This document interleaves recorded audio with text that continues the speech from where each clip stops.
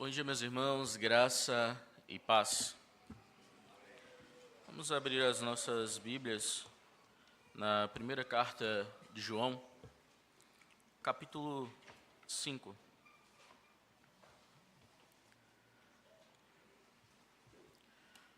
Leremos os versículos de 13 a 15. Primeira carta de João,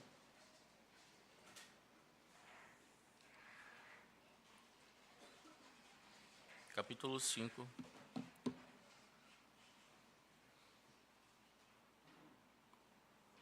versículos de 13 a 15.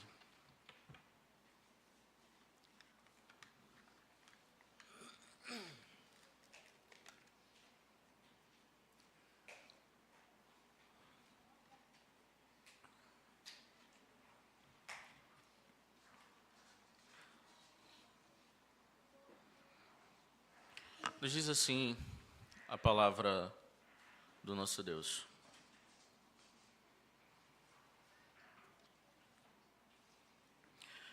Estas coisas vos escrevi, a fim de saberdes que tendes a vida eterna, a vós outros que credes em o nome do Filho de Deus. E esta é a confiança que temos para com Ele, que se pedirmos alguma coisa segundo a sua vontade, Ele nos ouve. E se sabemos que Ele nos ouve quanto ao que lhe pedimos, estamos certos de que obtemos os pedidos que lhe temos feito. Jordan Adlard trabalhava como cuidador de idosos na Inglaterra. Desde os 8 anos, ele carregava uma suspeita, até mesmo porque a sua mãe o dizia isso, que ele era filho de Charles Rogers, um ex-piloto da Força Aérea Real do Reino Unido, que vivia em uma propriedade enorme na Cornualha, no sudeste da Inglaterra. Jordan tentou fazer alguns exames de DNA por anos. O pai sempre se esquivava. Quando ele tinha 18 anos, bateu na porta da mansão e Rogers mandou que ele procurasse um advogado. A vida continuou. As contas, o trabalho, a pobreza. Até que em 2018, Charles foi encontrado morto, sozinho, em seu carro estacionado nos jardins da própria propriedade, uma propriedade de mais de 1.500 hectares.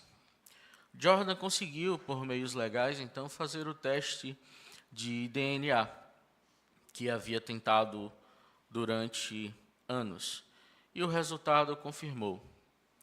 Jordan era filho de Charles Rogers.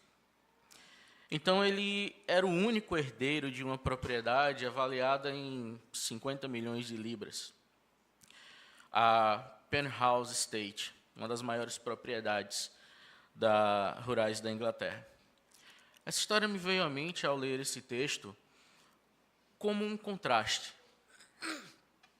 Um pai que não queria identificar o seu filho como sendo um filho legítimo.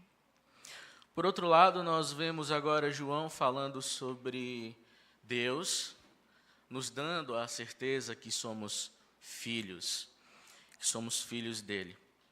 João escreve para crentes, pessoas que já possuem a vida eterna, mas que precisam saber, precisam ser lembrados que a possuem.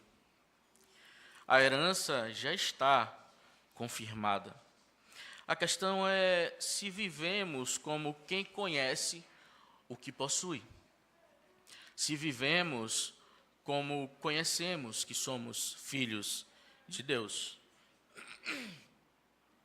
João está aqui encerrando a sua carta, já no seu último capítulo, e no início do versículo 13, ele olha não apenas para o parágrafo anterior, para o capítulo anterior, mas para tudo aquilo que ele já vem explicando em sua carta.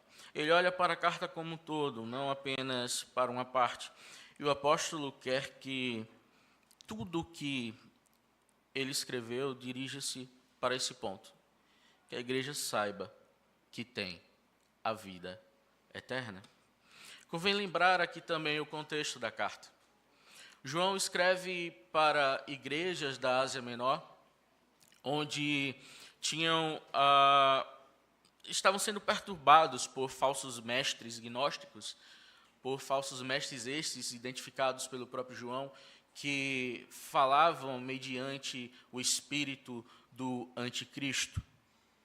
Esses mestres prometiam que a vida eterna era alcançada por meio de um conhecimento interior, por meio da gnosis, que para se chegar a Deus era necessário ter uma mente, um pensamento mais profundo. Eles diziam que o esforço humano era para se libertar do corpo, já que o corpo era mau, a matéria é má. Estes mesmos gnósticos são aqueles que olham e dizem que Jesus Cristo não encarnou, justamente porque a matéria é má. E João começa os primeiros capítulos dessa carta justamente mostrando que Jesus Cristo, Jesus, o Cristo de Deus, ele veio em carne. E o próprio João diz, nossas mãos apalparam. Nós sabemos que ele veio em carne. João, ele contrapõe esses pontos do gnosticismo diretamente, dizendo que a vida eterna ela não é conquistada como um prêmio por algo que foi iniciado. É uma dádiva gratuita de Deus, e todo aquele que crê em Cristo possui a vida eterna. Esse contexto explica a urgência do apóstolo em escrever essa carta. A dúvida que os falsos mestres estavam colocando nestas igrejas poderia estar fazendo com que alguns crentes ali duvidassem da própria salvação. O propósito aqui é claro, que os crentes saibam, não apenas que eles esperem, não apenas que eles confiem que algo virá, mas que eles saibam que eles têm a vida eterna no presente. Não é algo que ainda virá, não é algo que ainda poderá ser conquistado, mas que eles têm a vida eterna. E com base nesse texto, nós vamos pensar um pouco sobre os privilégios dos filhos de Deus. E o primeiro privilégio nós encontramos ainda no versículo 13, que é a certeza da vida eterna. João nos diz, estas coisas vos escrevi, a fim de saberdes que tendes a vida eterna. A vós outros que credes em o nome do Filho de Deus. João escreve essa carta para assegurar às igrejas que estes têm a vida eterna já no presente. Como já disse, a pregação dos falsos mestres poderiam ter incutido alguma dúvida ou dúvidas na mente dos crentes daquela região, mostrando que a salvação deve ser ganhada. Algo muito parecido que acontece com alguns pensamentos e alguns pensadores teológicos, de que a vida eterna, de que a salvação é conquistada mediante as nossas obras, que precisamos fazer algo para que alcancemos a vida eterna. E essa é uma das primeiras coisas também que falsos mestres fazem. Eles ensinam salvação por obras. Dizem que você precisa fazer isso ou aquilo para ganhar a salvação. Hoje, muitos falsos mestres ainda utilizam-se destas mesmas ferramentas antigas, mas que são utilizadas ainda hoje para encobrir a verdade sobre Cristo e a sua obra. E, infelizmente, muitos desses falsos mestres fazem isso para extorquir os fiéis. Extorquir os fiéis. Para obter vitória, para obter cura, para obter libertação financeira, antes é preciso sacrificar no altar. Mediante o que fazemos, é que vamos alcançar a vida eterna. E não é isso que o Evangelho nos ensina. O Evangelho, a palavra de Deus nos mostra que a salvação ela é de graça. Que a salvação não é por méritos humanos, mas pelo mérito de Jesus, o Cristo de Deus, o ungido de Deus. A salvação ela não pode ser conquistada com a força do nosso braço. A salvação ela foi conquistada com sangue, na cruz. Por isso o apóstolo não escreve dizendo àqueles crentes para que espereis ter a vida. Ele diz, porque tendes a vida. Vocês têm a vida eterna. A vida eterna não é apenas uma expectativa futura, que possuiremos, mas é algo que possuímos hoje. É o que possuímos no presente. É importante aqui entendermos e equilibrar essa afirmação. Assim, um aspecto futuro da vida eterna, aquela que aguardamos na eternidade. Ela aponta para o novo céu, para a nova terra, onde habita a justiça. Mas há igualmente um aspecto presente, o que a teologia chama de o já e ainda não. Nós já somos salvos, mas ainda não desfrutamos de todas as benécias dessa salvação. Mas há igualmente um aspecto presente, já consumado na fé. Ter a vida eterna não é uma expectativa para depois da morte. Nós vivemos hoje, aguardando a vida eterna. Nós não passaremos pela segunda morte. Após a morte, segue-se o juízo. Aqueles que são salvos ouvirão do rei, vinde benditos do meu Pai, possuir o reino que lhe é por herança. Já possuímos ainda a vida eterna, mas ainda não vemos a completude de todas as benécias dessa salvação, que veremos apenas quando formos para a glória, onde adentraremos no novo céu e na nova terra. É por isso que João usa o termo presente tendes, para mostrar que hoje já temos a vida eterna, porque não depende de nós, mas depende única e exclusivamente da obra de Cristo que foi feita. Essa posse, ela tem um destinatário específico. Se vocês olharem para o versículo 13, verão justamente estes destinatários. A vós outros que credes no Filho, no nome do Filho de Deus. Crer no nome do Filho de Deus é reconhecer quem Jesus é. Quem Jesus é. O Filho eterno de Deus, encarnado, crucificado e ressurreto.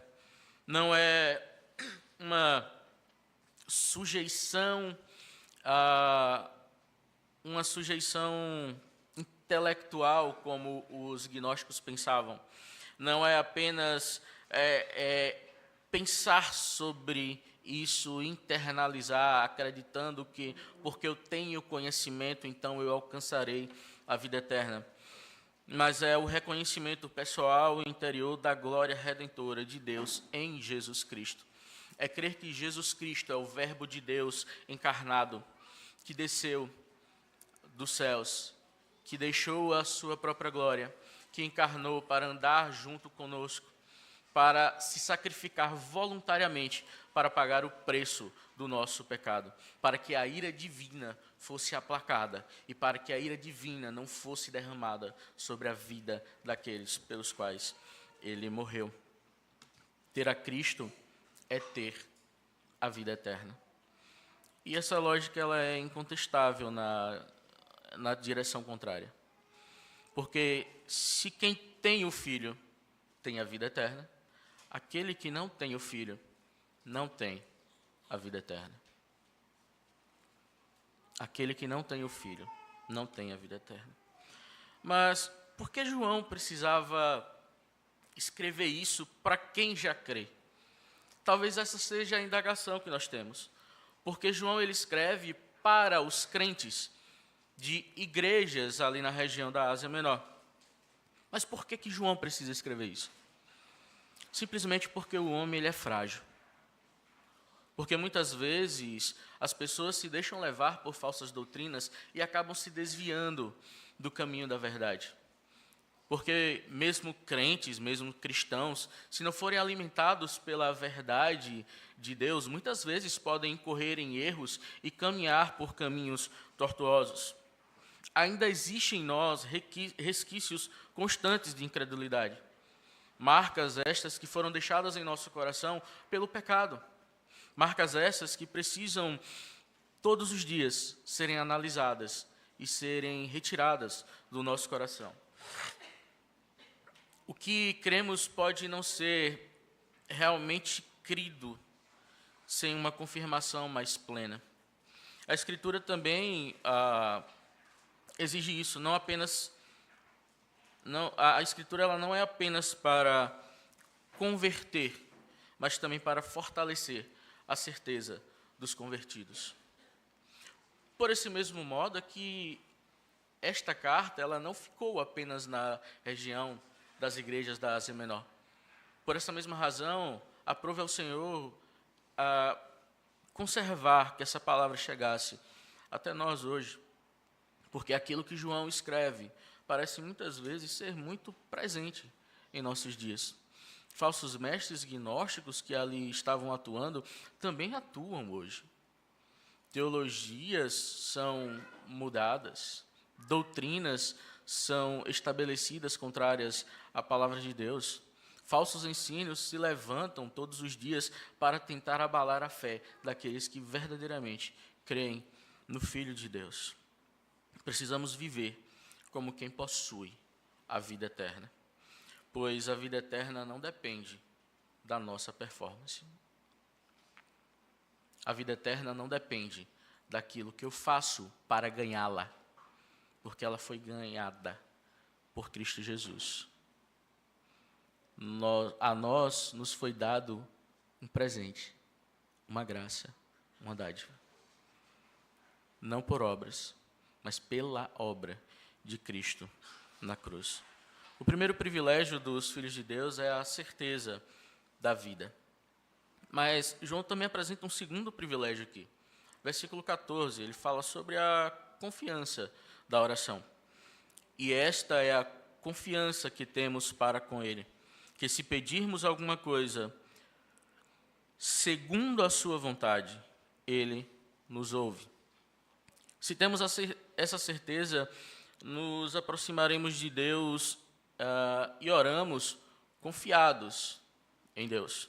Nossas orações são atendidas quando feitas mediante a vontade de Deus. A palavra aqui traduzida por confiança significa literalmente falar tudo, ou falar abertamente. Era o privilégio de todo cidadão livre no mundo grego, o direito de falar na assembleia sem temor, sem ter medo de represárias. É a mesma palavra que João agora usa. E João usa essa palavra para descrever a postura do filho diante do pai. Mas de onde vem essa confiança, se não da vida eterna que já nos foi dada? Como podemos orar confiados e sem medo de falarmos com Deus? Existem algumas coisas muito interessantes em algumas passagens bíblicas, onde nós vemos pessoas orarem, se derramando a Deus, colocando a sua queixa. E muitas vezes nós olhamos e dizemos assim: rapaz, como é que ele tem coragem de dizer isso? Como é que ele tem coragem de olhar e dizer assim: Deus, eu acho que o Senhor está sendo injusto aqui? Muitas passagens nós vemos isso. Mas o mais interessante é para quem eles estão orando. Eles confiam ser filhos de Deus e eles oram a Deus e entregam as suas queixas, as suas lamúrias a Deus, que é quem pode resolver. Perceba também que muitas dessas orações não são respondidas como querem Lembre-se de Jó. Jó ora, amaldiçoa até o próprio dia do nascimento. Jó reclama com Deus. Jó diz assim: Deus, o que é que está acontecendo? Por que é que isso está acontecendo? E a resposta de Deus simplesmente foi, muitas vezes, durante toda aquela história, se calar. Até que Deus olha e responde a Jó. E responde não como Jó queria a resposta, mas responde segundo a sua vontade. E nós vemos no final do livro, justamente que Jó ele diz assim: eu te conhecia só de ouvir. Te conhecia só de ouvir. Nós vemos que Jó, ele ouve a repreensão de Deus. Ele entende o ensino de Deus. E mesmo sem entender como todas as coisas e por que todas as coisas estavam acontecendo, ele acredita e confia que era o melhor naquele caso. E nós vemos isso durante muitos textos. Nós vemos profetas fazendo isso. Nós vemos profetas reclamando de coisas que estão acontecendo em sua vida e dizendo: eu nem mereço isso. Mas a verdade é que eles confiam que serão respondidos, mesmo que a resposta não seja aquela que eles esperam. Só que o que eu acho mais interessante nessas orações é justamente o que explica isso aqui, que essa palavra que João utiliza aqui para confiança,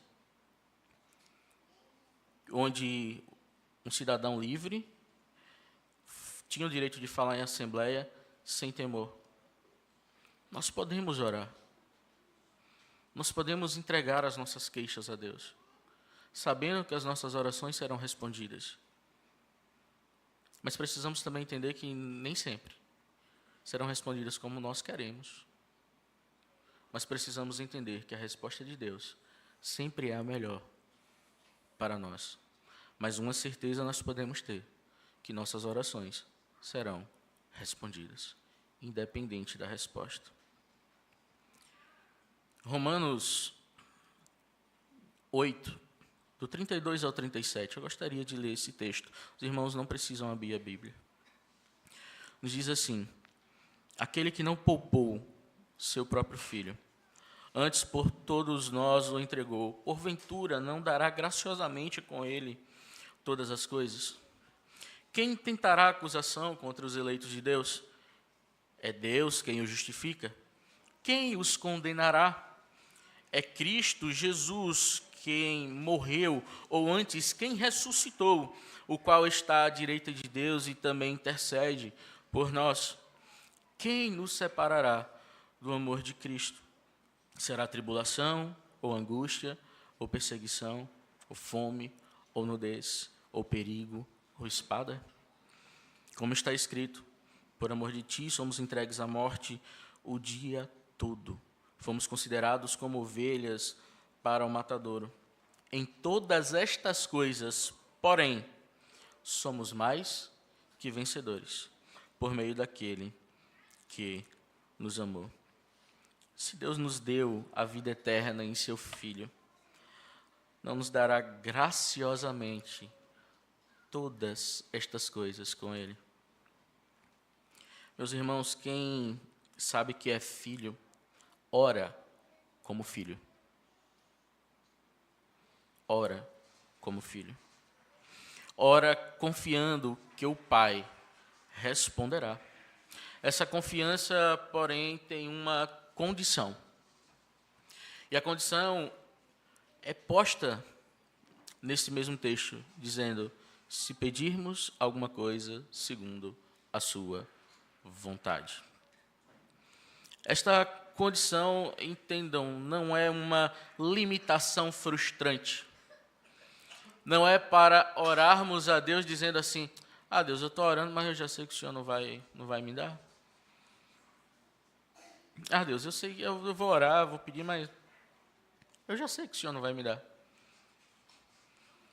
Se já temos essa certeza, será que é algo bom? Essa condição, ela não é uma limitação para nos frustrar. Pense comigo. Se Deus desse para nós tudo aquilo que pedíssemos. Se Deus permitisse e desse a nós, se nos fosse permitido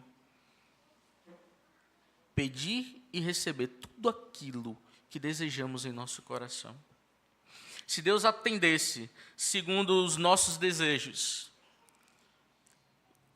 será que não seria prover a nossa própria ruína? Se tudo aquilo que quiséssemos nos fosse dado deliberadamente. Quantos nos já pediram a morte? Quantos não já pediram coisas que poderiam destruir sua vida ou destruir a vida do próximo?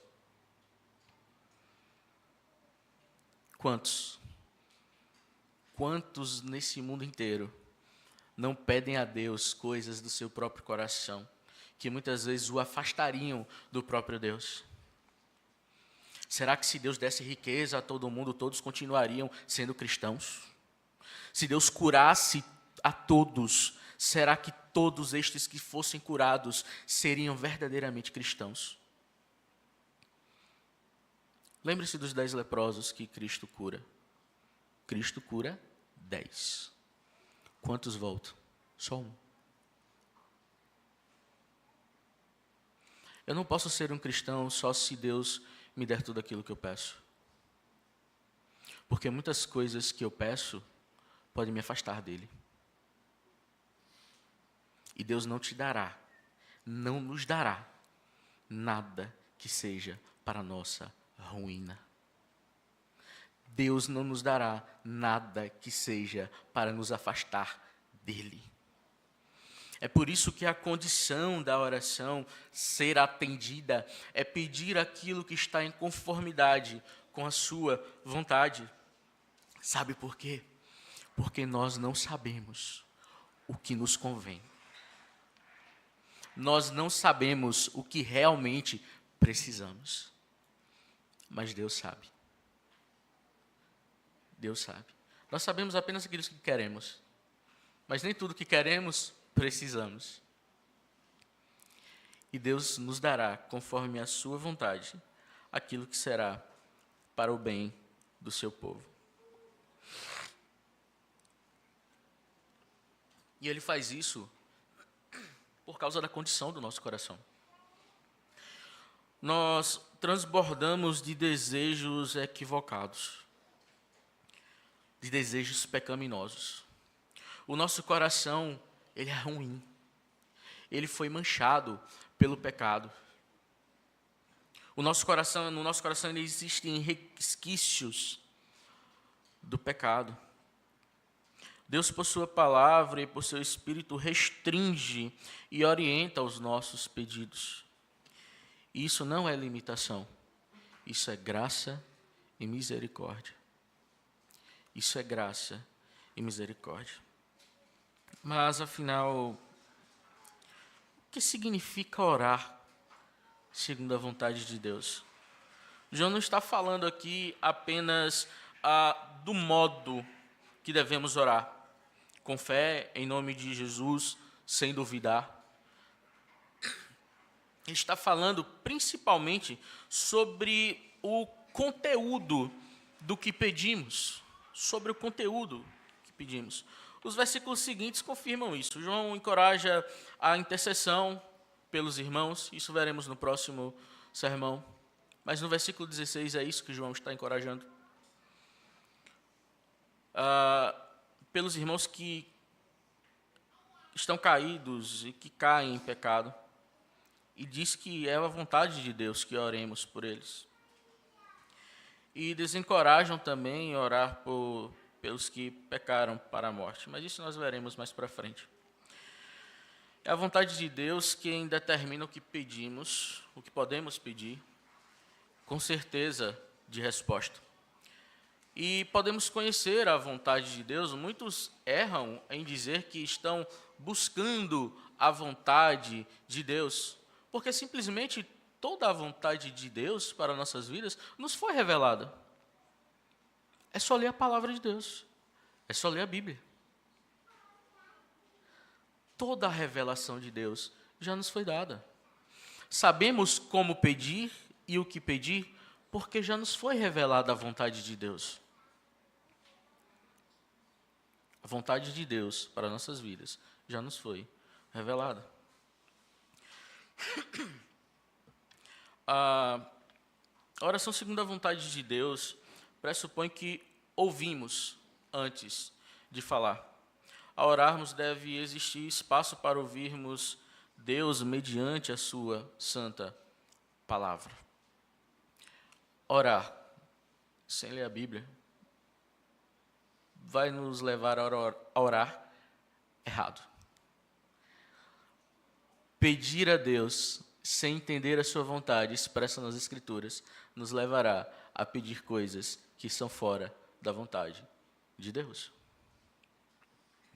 Assim, orar se torna um verdadeiro diálogo com o Pai, e não um monólogo de demandas onde nós só pedimos, pedimos e pedimos. Onde pedimos deliberadamente, sem mesmo entender a vontade de Deus, né, em diversas circunstâncias.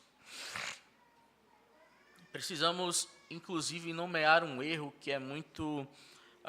é um erro que prolifera nos nossos dias dentro do cristianismo, dentro de muitas igrejas cristãs. A teologia que ensina que a oração da fé precisa determinar a Deus. Que se você tem fé, que você pode determinar a Deus o que você quer. Que orar é a vontade do homem prevalecendo no céu, em vez da vontade de Deus prevalecendo na terra. É olhar para Deus e tratá-lo como um gênio da lâmpada, onde você esfrega e ele te dá 3 pedidos e te dá os 3 pedidos, independente do que seja. É tratar Deus como sendo um serviçal seu. E muitas igrejas caem nesse erro, dizendo que orar com fé é determinar que aquilo irá acontecer. É determinar que isso será feito segundo a minha própria vontade. Existe uma frase atribuída a Martinho Lutero que diz: a oração não consiste em vencer a relutância de Deus, mas sim em se apropriar de sua mais plena disposição. Em outras palavras, meus irmãos, o que Martinho Lutero nos mostra aqui é que não oramos para mudar a mente de Deus, mas oramos para que a nossa mente seja mudada pela presença dEle e pela vontade dEle. Nós não oramos esperando que a vontade de Deus seja mudada. Nós oramos esperando que Deus mude a nossa vontade e molde a nossa vontade de acordo com a vontade dEle. Que Ele mude o nosso coração para que entendamos qual é a sua vontade. Precisamos orar como filhos que buscam a vontade do coração do Pai.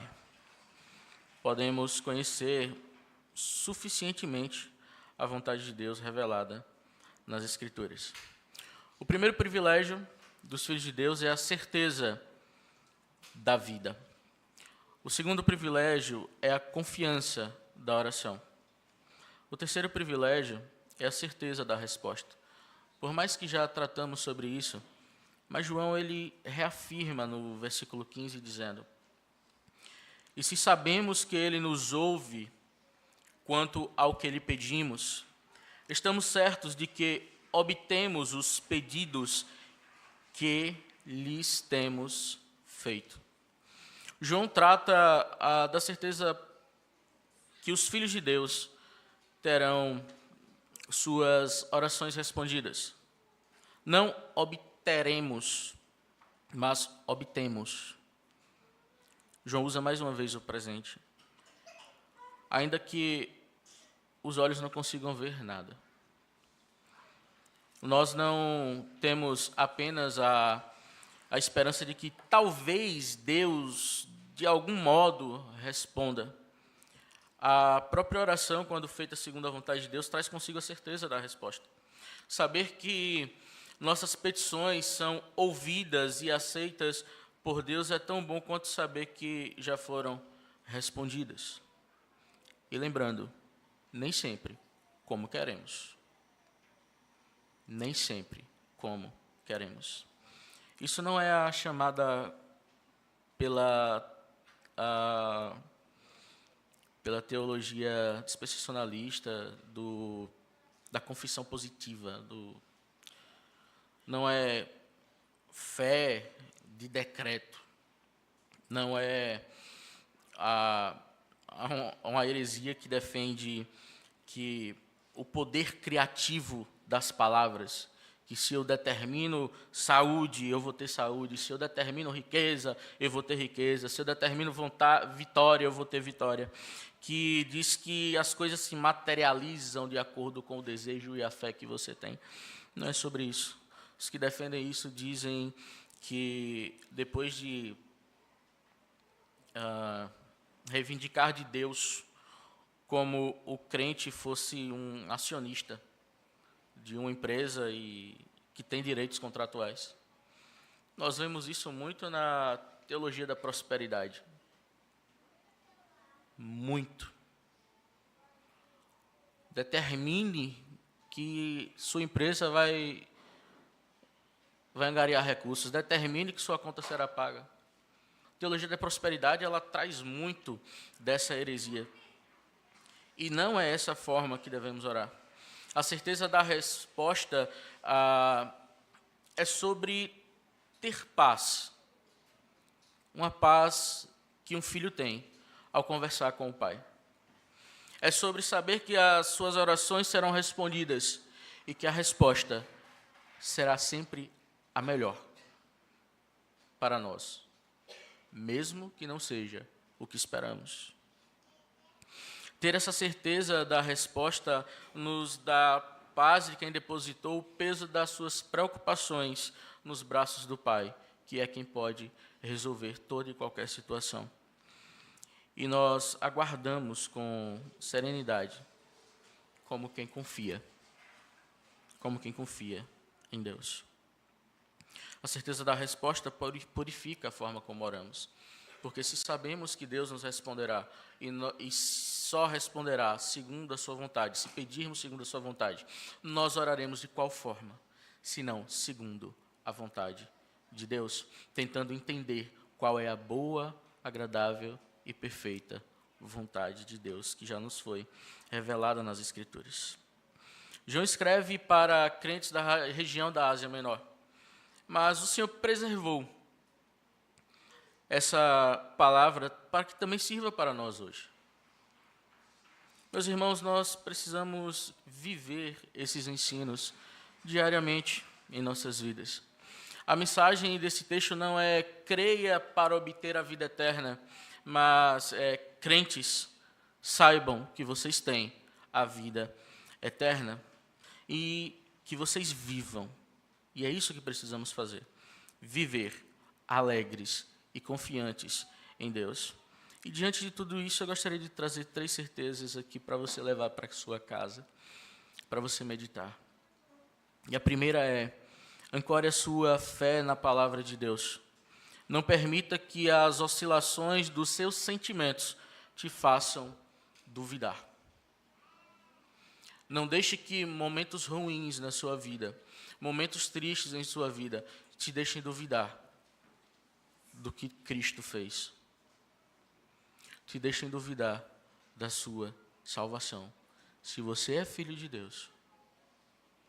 Se você é filho de Deus. Deus preservou o que João escreveu para que você saiba que a obra de Cristo, que na obra de Cristo você foi feito filho. E sendo filho, você tem a vida eterna. A segunda certeza é: ore como filho que busca a vontade do Pai, não como alguém que apenas apresenta uma lista de pedidos, esperando que Deus te responda essa lista de pedidos. Oração não é cabine de fast food. Que você pede o que você quer e que você vai receber o que você quer. Não pense que oração é simplesmente você listar tudo aquilo que você quer e dizer, Deus, é isso aqui que eu quero, faça. Não é. Oração é buscar a vontade de Deus e esperar a resposta, e ela virá, mesmo que seja um grandioso não.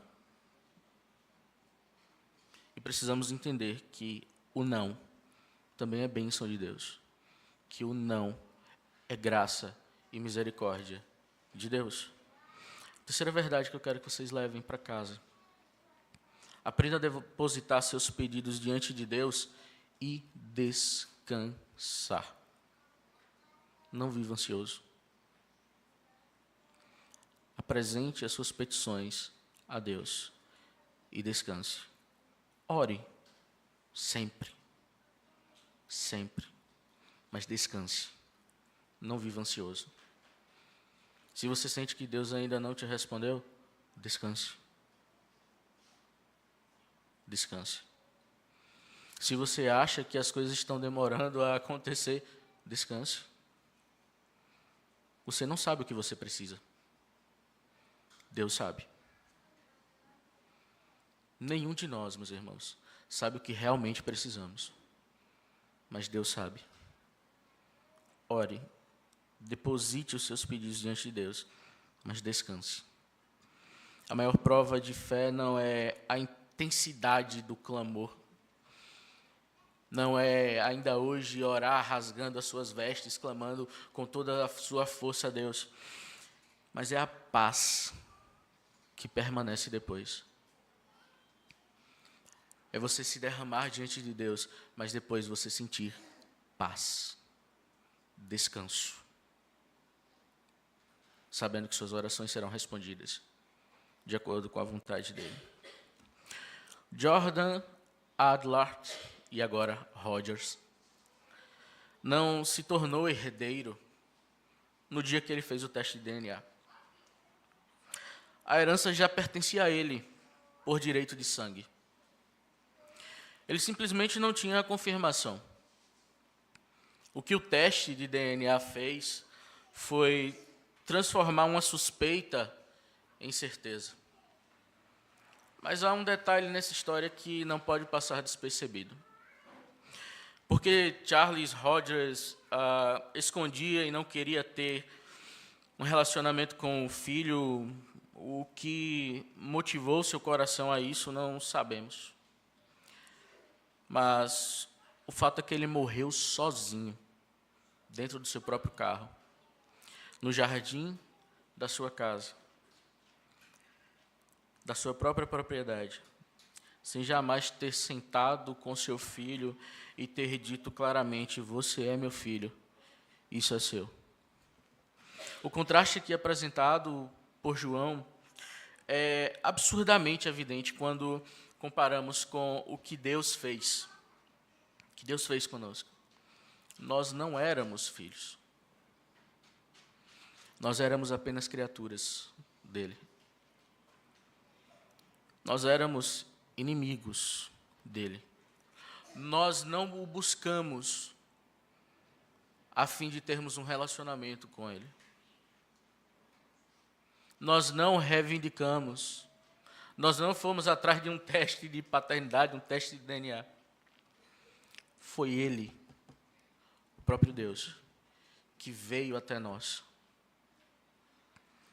Nós não éramos filhos, mas Deus decidiu nos amar e nos tornar filhos. Diferente daquele pai que nunca queria reconhecer o seu filho, diferente de Charles Rogers, Deus não se escondeu. Deus não se esquivou. Deus não mandou que você procurasse um advogado para resolver o problema. O próprio Deus enviou o seu único filho, que se tornou carne, que sangrou, que morreu e que ressuscitou, para que, mediante este sacrifício, fôssemos adotados e fôssemos feitos filhos de Deus. Deus não se escondeu, Deus se revelou a nós e nos fez filhos para que vivamos como filhos. Ele mesmo providenciou a prova. E a prova tem nome: Jesus Cristo, o Filho de Deus. Então vivamos como filhos. Vamos orar?